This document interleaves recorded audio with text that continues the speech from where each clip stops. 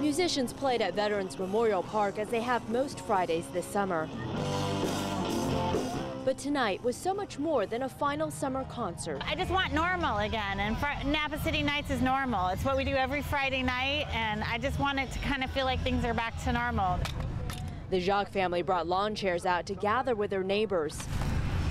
Like so many here, it was a concerted effort to try to move past the trauma of their chimney crumbling to the ground, their familiar downtown buildings now rendered unsafe.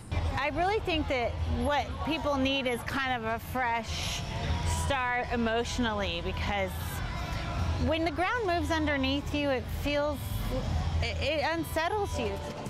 Earthquake trauma is still very fresh for many. It's sad. It's the first time I've come downtown to actually see. It's pretty sad to see how our town was affected. It's sad. People's livelihoods, jobs. When you go to bed at night, you're thinking of that night when the earthquake came. But there is also commitment to help each other regroup and rebuild.